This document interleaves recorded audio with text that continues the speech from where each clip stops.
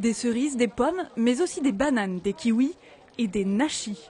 À Guyancourt, le jardin exotique de Hank Defo a des allures de jungle miniature. Ça, c'est encore un chou chinois. C'est un chou chinois aussi.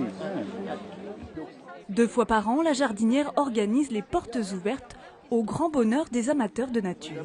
Et quand vous faites cuire, après, les feuilles deviennent vertes et le jus devient violet. Voilà. Ça se voit? Ah oui, oui, oui. Ah oui, bien sûr.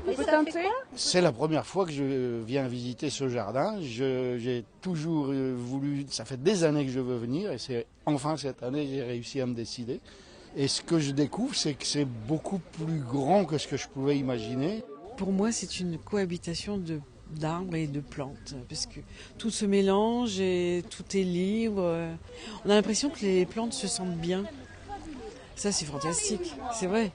On a l'impression qu'elles cohabitent très bien, il n'y a pas de plantes malades, elles sont toutes en bonne santé, enfin c'est super, quoi. Née au Laos, Hank Defo est arrivée en France pour ses études. Elle vivait en appartement et c'est à la naissance de ses enfants qu'elle a choisi d'avoir un peu de verdure, 800 mètres carrés à entretenir alors qu'elle découvrait le jardinage. Les grosses bêtises que j'ai fait, c'est que j'ai planté les pommes de terre qui ont germé.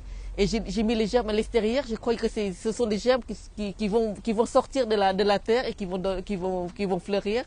Et quand mes voisins ont vu ça, ils sont venus me voir, ils me disent non, c'est pas comme ça il faut faire, il faut les enterrer. Hank Defo est aussi responsable du groupe des jardiniers de France sur Saint-Quentin en Yvelines, un groupe qui compte une centaine d'adhérents et qui organise ateliers, échanges de plantes et conférences tout au long de l'année.